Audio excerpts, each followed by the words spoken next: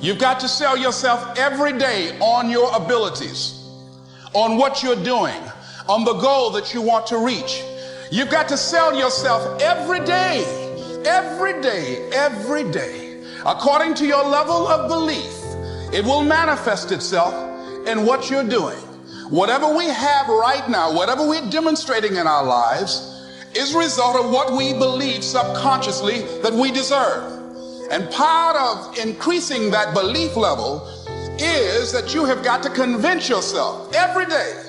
You've got to sell yourself. I do a lot of training for many corporations, and I conduct sales seminars, and I've heard all kind of guys doing techniques and training people techniques of how to close sales and how to work with and begin to control the sale and how to ask for the close. Let me share something with you. You can learn all the techniques in the world. If you don't believe in yourself, it won't happen for you. I learned all of it. So that's why I do a training called Focus on the Seller. You've got to focus on you. And as you convince you, as you sell yourself every day, every day, every day, you will begin to see a difference in the things that you're doing. Selling yourself on your ability to perform a job, to achieve a certain objective. Telling yourself every day, here I go again, and I got what it takes. This is my day, and nothing out here is going to stop me. Push yourself. Most people won't do that. Most people give up on themselves easily. You know the human spirit is powerful. There's nothing as powerful. It's hard to kill the human spirit. There's Benjamin Disraeli, a man who became the head of a country at a time when Jews were not allowed out after 10 o'clock. They said, how did you do it? How did you achieve it against such great odds? He said, nothing can resist the will of a people that will stake even their existence on the extent of their purpose for good. That when you have a made-up mind, when you decide that you want to do something, I was reading something the other day, he said the power to hold on in spite of everything, the power to endure, this is the winner's quality. The hunger, the ability to face defeat again and again without giving up. This is a winner's quality. You have that quality within you. When you're hungry, you don't care about the facts. You don't care about the odds.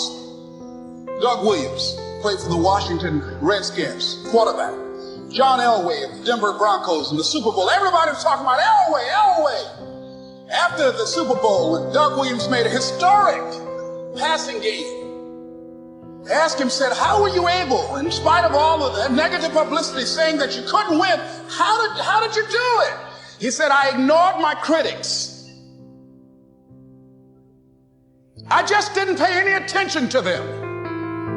I ignored myself because they kept on saying it so much. There were times I doubted whether or not I can do what I needed to do. There's a Doug Williams in everybody here. There's greatness in you. And you've got to learn how to tune out the critics outside and the critic inside. And since I'm going to do this, I'm going to harness my will. And I'm not going to let anything stop me. I deserve this. If you want something, you have got to be relentless. You've got to learn how to become resourceful. You've got to learn how to become creative. When crises strike in your life, and in the Chinese language, crises mean danger, but it also means opportunity. And this is an opportunity for you to grow. And you've got to be so relentless, regardless of what comes down the pike, that you're always looking for a way to get over, always looking for a way that you can break through, always looking for a way that you can win, always looking for a way that you can strike a telling blow. And pretty soon, I think there's some people watching us in the universe that say, wait, let's call a meeting over here. You know that guy Mustafa? Look at him down there. He won't stop. Just that fool don't know he can't get over. Look here. Why don't we do this? Let him go and let's mess with somebody else. No one, ladies and gentlemen, could have convinced me when I started out just over 6 years ago, working on my dream. And I want you to think about whatever your dream is, because I was willing to take a chance. And most people won't do that. Most of the people that you talk to try and bring them into the business, these are not risk takers. Most people have done all that they're ever going to do. They raise a family, they earn a living, and then they die. But people who are running toward their dreams, life has a special kind of meaning. And here's what I will share with you, that in the process of working on your dreams, you are going to incur a lot of disappointment, a lot of failure, a lot of pain, a lot of setbacks, a lot of defeats. But in the process of doing that, you will discover some things about yourself that you don't know right now. What you will realize is that you have greatness within you. What you'll realize is that you're more powerful than you can ever begin to imagine. What you will realize is that you are greater than your circumstances, that you don't have to go through life being a victim. As Jack indicated, I was born in Miami, Florida, in an area called Liberty City, in an abandoned building on a hard linoleum floor with my twin brother. We were 6 weeks of age. We were adopted. When I was in 5th grade, I was identified as EMR, labeled educable, mentally retarded, put back from the 5th grade into the 4th grade, and stayed in that category until I got out of high school. I don't have any college training, but I met a high school teacher who one day changed my life. I was waiting on another student, and when he came in, he said to me, "Young man, go to the board and write what I'm about to tell you." And I said, I can't do that, sir. He said, "Why not?"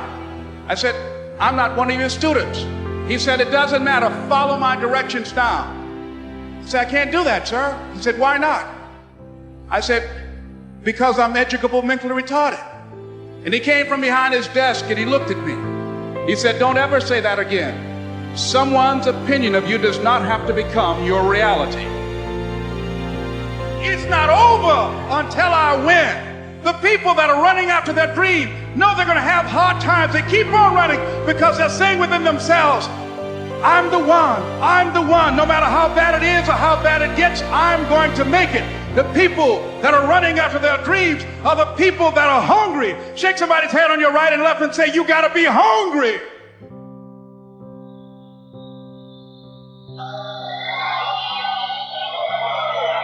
And as you run toward your dream, that if you want a thing bad enough to go out and fight for it, to work day and night for it, to give up your time, your peace, and your sleep for it, if all that you dream and scheme is about it, and life seems useless and worthless without it, and if you gladly sweat for it and fret for it and plan for it, and lose all your terror of the opposition for it, and if you simply go after that thing that you want with all of your capacity, strength and sagacity, faith, hope, and confidence, and stern pertinacity, if neither cold poverty, famish, or gulf, sickness, or pain, or body and brain can keep you away from the thing that you want, if dogged and grim, you besiege and beset it, with the help of God you'll get it.